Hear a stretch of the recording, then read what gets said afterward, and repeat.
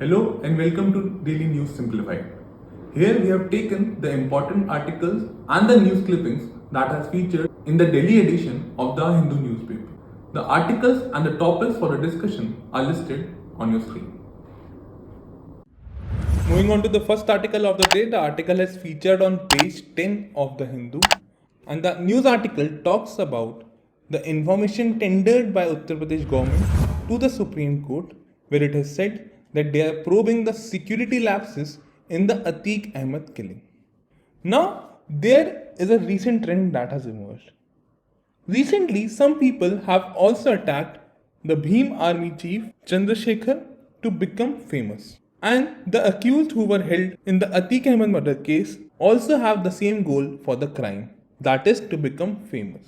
So the tendency to become famous overnight or to have fame is increasing in our society today.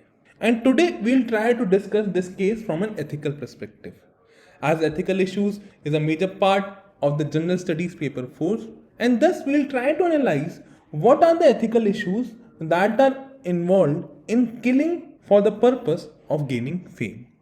The first ethical issue that is involved in killing for fame is that means are compromised for the ends. Now, the end goal behind these crime is to have fame, that is to become famous, and to have some sort of legitimacy for their action. But in this process to gain fame or the end goal to achieve fame, the means here are compromised. The balance between right mean and the ends is disturbed, as the means here are not only violent but also unlawful. So the balance between the right means towards the right end is violated here. The second ethical issue that this case highlights is the declining virtues in the youth today. Now the virtues like that of tolerance, wisdom, patience is missing in today's youth. It is the end goal of the fame to be achieved, and that too overnight, that drives the youth to commit such crime. And this declining virtue in youth today is also lamented with the present situation, which highlights that this behavior is prevalent due to the disappointments which is faced by the youth today with the lack of employment and the missing dignity which comes with it. So, meaning thereby, due to lack of employment and the dignity and social acceptance that is attached to it, there is a lot of disappointment in the youth which leads to their dissonance, and they are thus moved towards committing such a crime to gain overnight fame and legitimacy for their action. There is also a rising fame culture today, wherein we are living in an era of fame. And to achieve fame, youth today are even identifying with the wrong role models. And this identification with the wrong role models of those involved in crime is also prevalent. Now, another ethical issue that the killing highlights is the failure of the social contract by the state, as state was not only morally but also legally obliged to provide safety and security to all the subjects, including the criminal. But it was seen that Atiq Ahmed was murdered in the presence of police itself, and it hence highlights the failure of social contract on the part of state. Next grim situation that the killing highlights is the failure of the institution of socialization. Now the institutions of socialization play a critical character or critical role in shaping the attitudes and the behavior of young children and youth, and also which later transfers to the ethical conduct of the society as a whole. But the killing for fame highlights that the families as well as the schools, which are the primary source for socialization in young age, are failing to provide ethical socialization to the new entrants of society.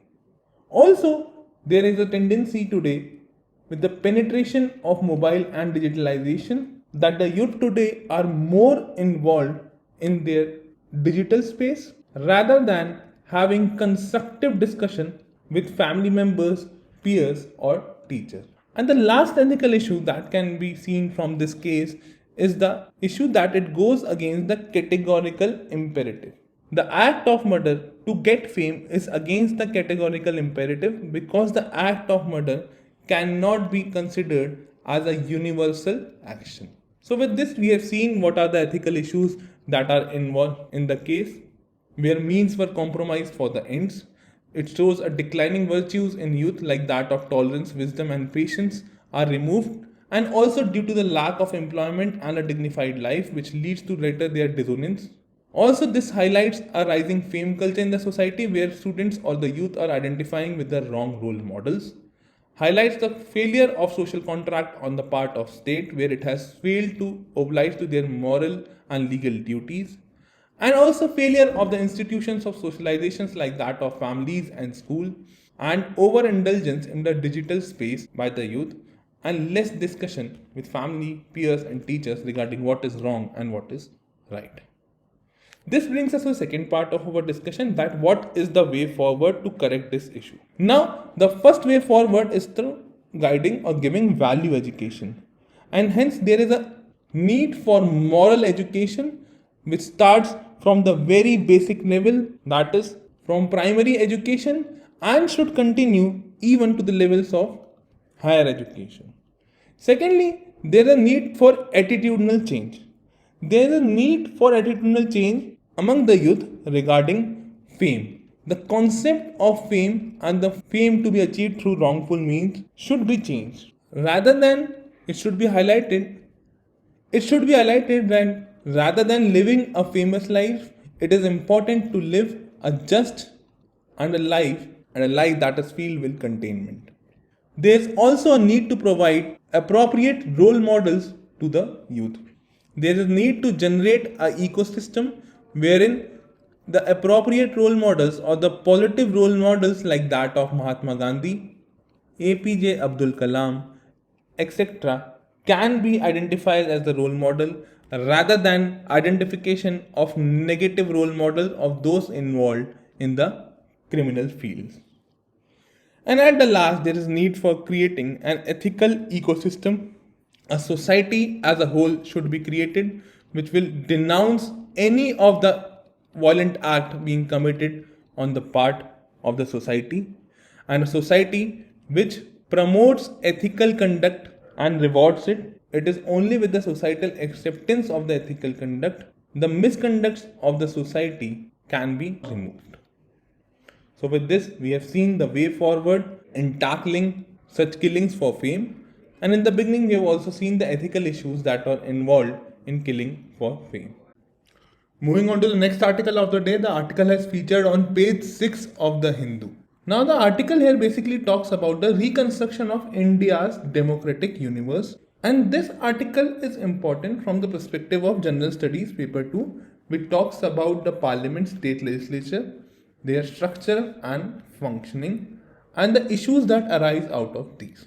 Now, it is to understand that this article talks about the present challenges that the Indian democratic structure today faces due to primarily a weak opposition. The article highlights that the failure of the opposition to remove their inherent contradiction and the fractured polity that they present has caused the situation in the countries to worsen. The article also highlights that there is a visible reality where the nation is in distress. The article highlights various incidences where people from particular community have been targeted, and low levels of socio-economic indicators highlighting the low levels of development or growth remaining exclusive, with opposition not able to provide any alternative to the people. The article further concludes that the outcomes of the coming assembly polls and the Lok Sabha elections will be keen in finalizing the political order and to refashion a pluralist democracy around constitution. Now through this article and also in the previous session of the DNS, we have continuously examined the role played by the opposition in Indian Parliament. In the previous sessions of DNS, we have also seen how parliamentary efficiency is on a decline. In this session, keeping in mind the upcoming mains examination, we have framed a question on the same.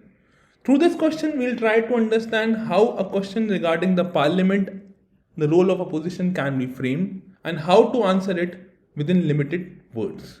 The answer basically consists of intro, body, and conclusion. The question here says the opposition parties serve a crucial function in upholding the proper functioning and accountability of a democratic government. Highlight the significance of opposition parties in Indian parliamentary democracy. Now, the question basically here is asking about the significance of opposition party in furthering the Indian parliamentary democracy, and the question has been asked for a 10 marker, so it needs to be answered in about 150 words only. We will start our answer by providing the role of opposition party.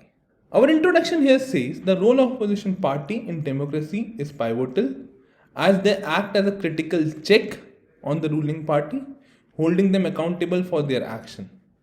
And also they provide an alternative perspective on governance and ensures that the ruling party stays vigilant and does not become complacent.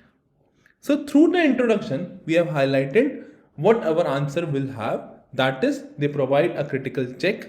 They provide also an alternative perspective on governance and keeps the ruling party vigilance. All of these points will now be reflected in our body also. So the significance of the opposition party in Indian democracy is that it upholds the democratic principle. Now it upholds the democratic principle by raising questions that are related to rights and freedom of citizen, as opposition parties are often the first to raise the concerns about threats to civil liberties of people, which can be either restricted or warning them about or bringing into picture about the surveillance program, if any, conducted by the government. So it upholds the democratic principle. Now the second important role played by the opposition party is that it ensures government accountability, which we have already mentioned in our introduction. It ensures government accountable by questioning their action, by criticizing the policy of the government and drawing attention to the areas where government has failed to deliver. It also holds them accountable through various procedures that are available to them both in the case of state assemblies as well as in the case of parliament.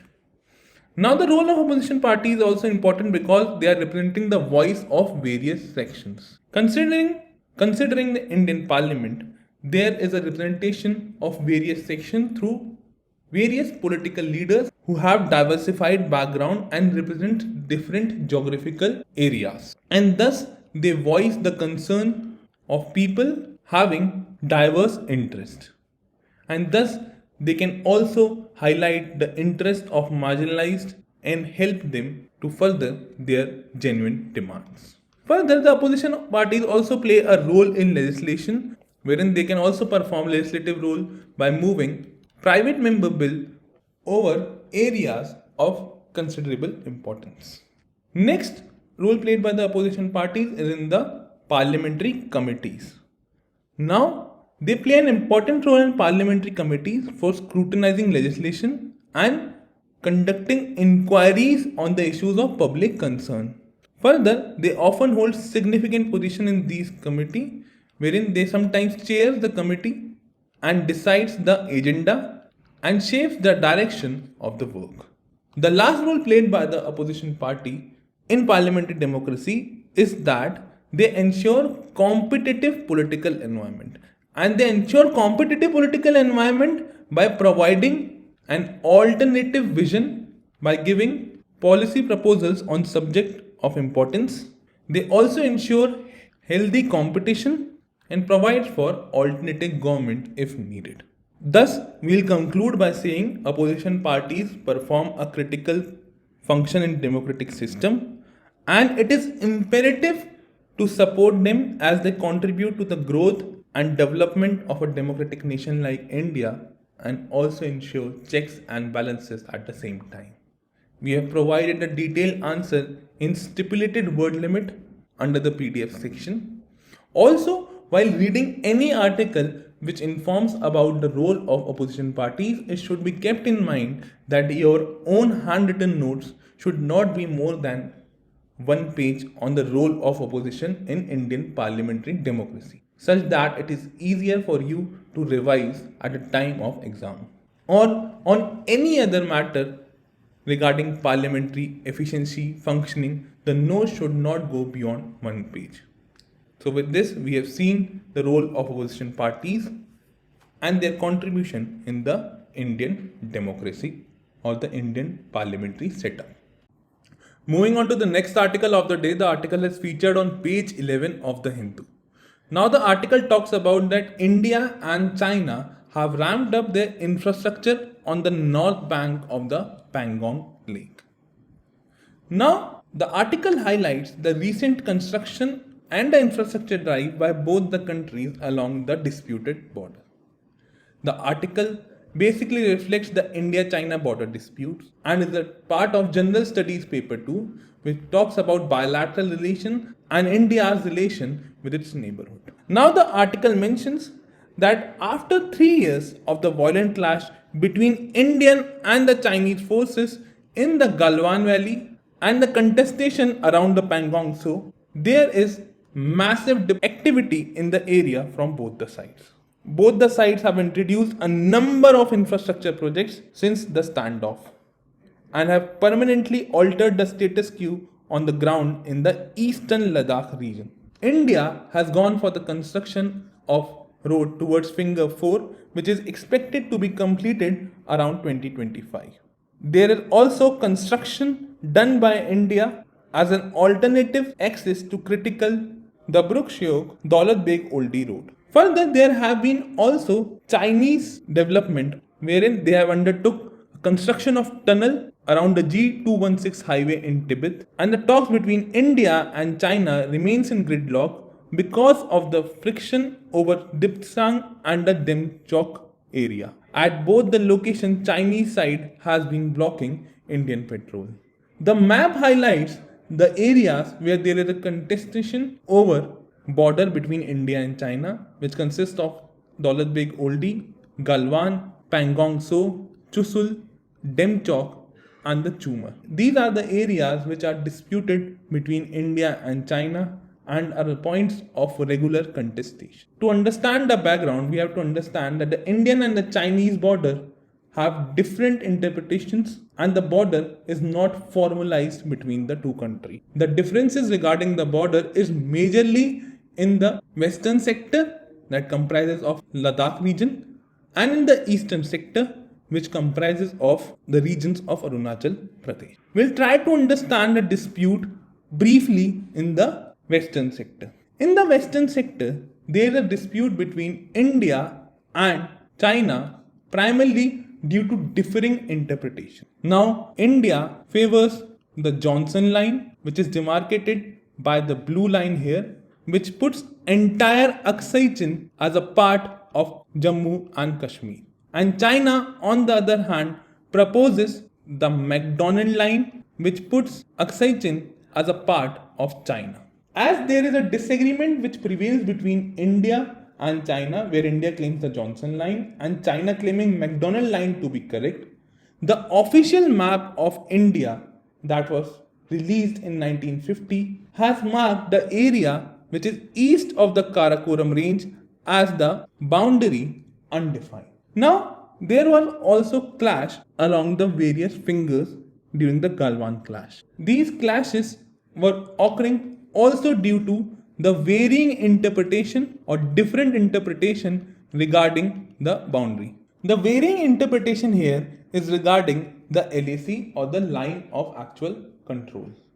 India and China have a varying interpretation regarding the same. India has maintained that the LAC passes through finger 8, while on the other hand, China believes that the LAC passes through finger 2. India has been patrolling the area mostly on the foot because of the nature of the terrain, but Indian forces have not been able to have active control beyond the finger 4 region. And China, which says that the LAC passes through finger 2, has been patrolling up to the area of finger 4 and also at some times even to the level of finger 2, which is their actual claim.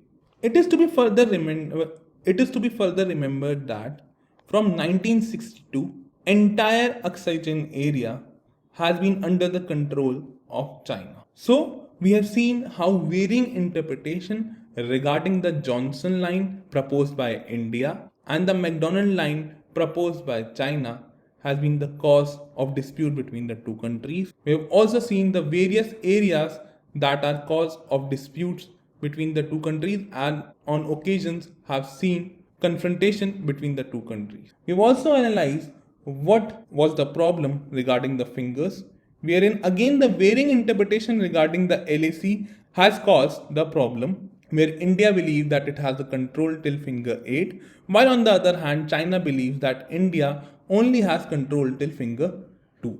Now this brings us to the last part of our discussion. We have already discussed what is the problem. The last part of our discussion involves what can be suggested as the way forward. The first way forward to solve the border issue, and if not solve, to reduce the border tension, is that India and China should frequently have summits that should be in the formal capacity. If formal summits are not possible, then informal summits should be there, as the summit will help the leader of both countries to stay on the same page. And also, it will give more clarity to both the countries and their leaders on the LAC and where it stands. Another way forward that was suggested by some of the international scholars is that India should unban some of the Chinese apps once they passes the security and privacy check. Meaning thereby, if the Chinese app have cleared the security and the privacy checks, they can be unbanned and can be brought back into the country.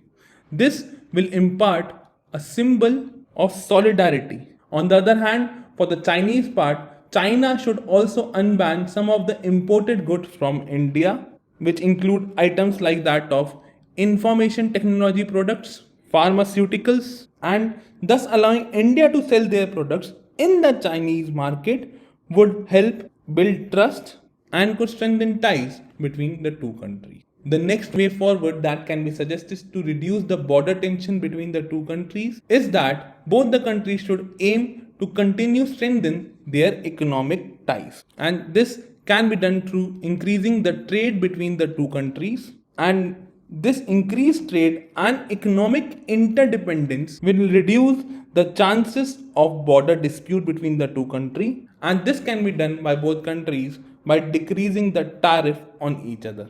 Further, the next way forward that can be suggested to reduce the border tension between the two countries, and particularly for India, is that in the field of international relations, Indian think tank must expand their scope and include experts on international law, as it will help by providing the expert opinion on particular issue which can prevent the irrelevant disclosure, and also because of the informal nature of the think tanks, they can provide the government with an alternative narrative, and thus government could make indirect assertion, claims and counterclaims with regard to China and not going into an official capacity for the same.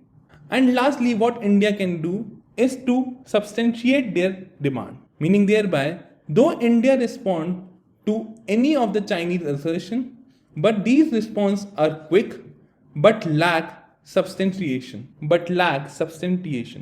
and thus there is need for the official responses to have substantiation such that the claim done by India could be justified.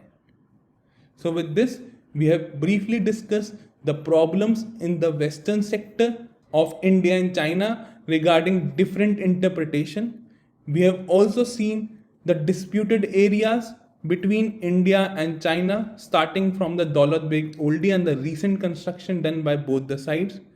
We have also identified the different areas of dispute ranging from Daulat Beg Oldie to Demchok, Chusul Valley, Pangong So, and also we have briefly discussed the finger problem that caused the Galwan clash between India and China, that was again due to the varying interpretation regarding the LAC between India and China.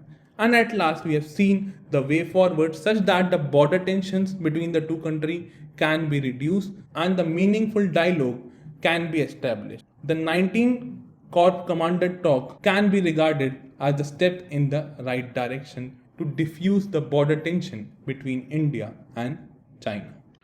Moving on to the last article of the day, the article has featured on page 7 of the Hindu and basically talks about the master plan for the cities.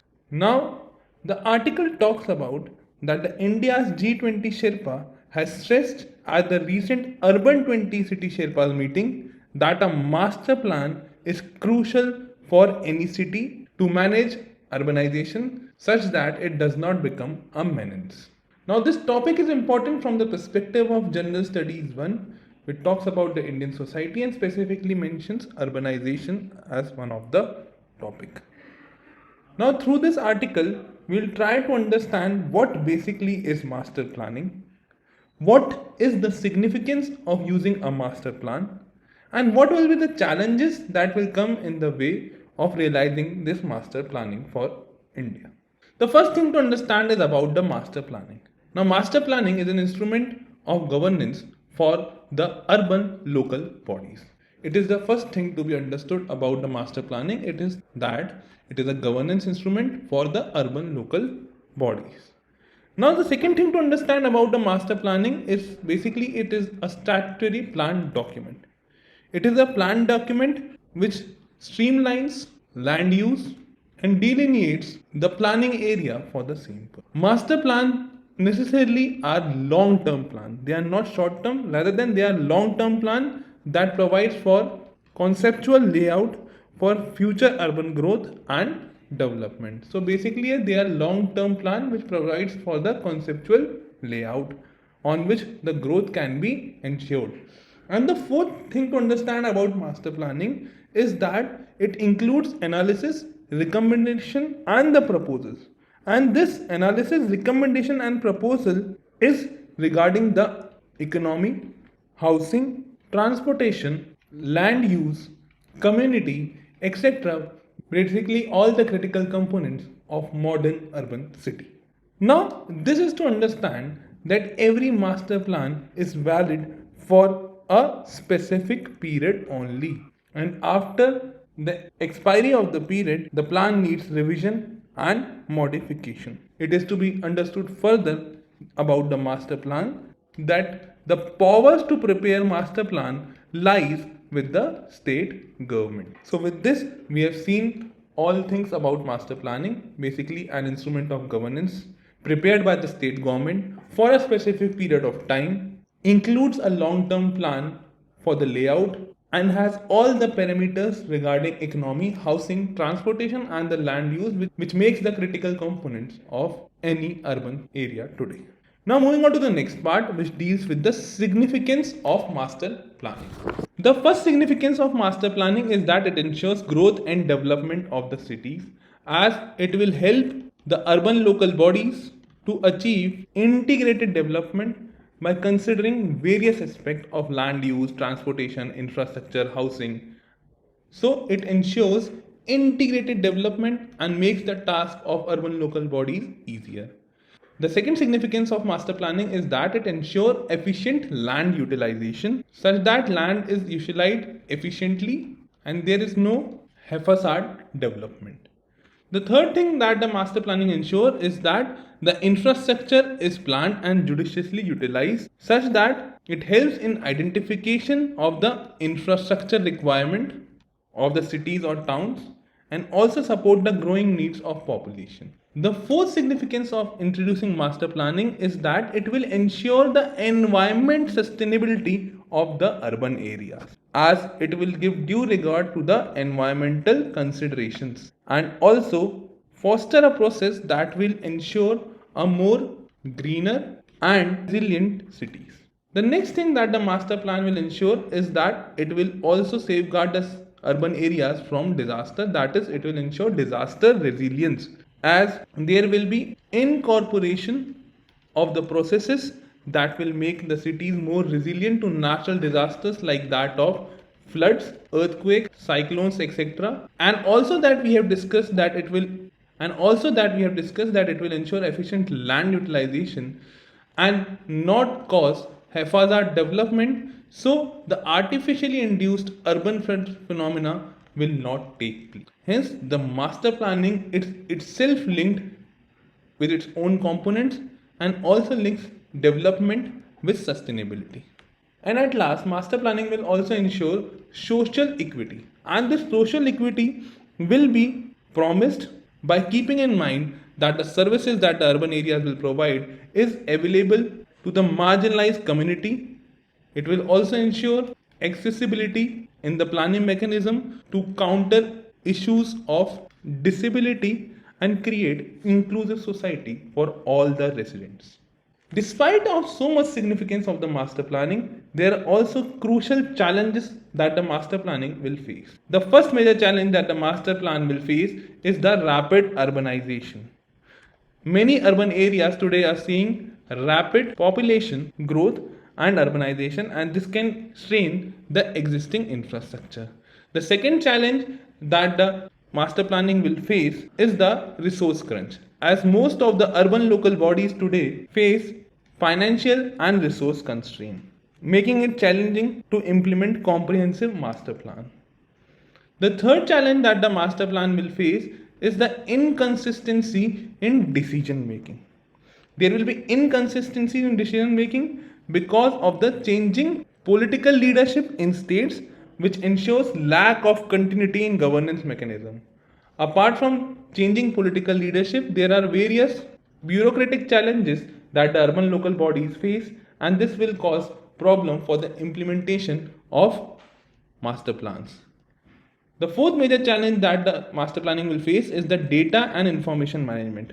Now today there is a limited capacity for data collection, and also there are issues related to data quality, and thus the whole process in which the planning is dependent on the supplied data will be hampered. The next challenge that this area will face is the informal settlements and the slums. And the integration of informal settlements and the slums in the master plan and providing them with the basic services will be a complex and challenging task. The next challenge is coming from environment.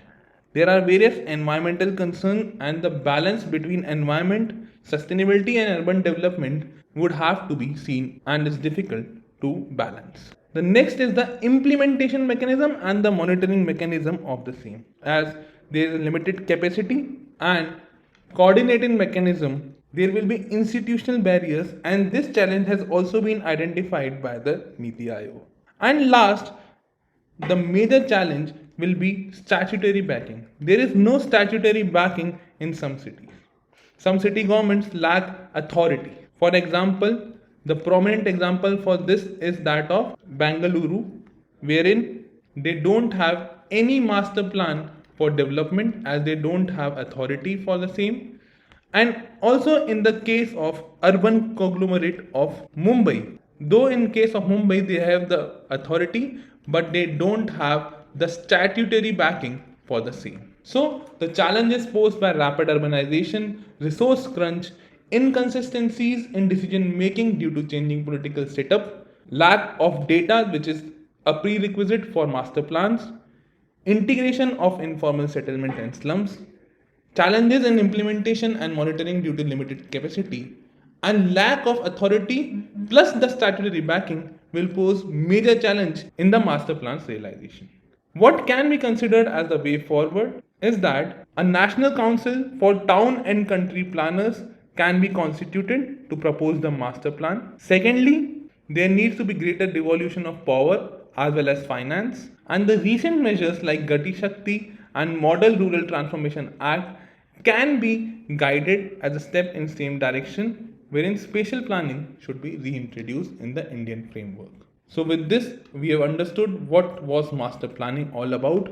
We have also seen the significance of introduction of master planning and the challenges, and also at the last recommended the way forward for master planning to succeed.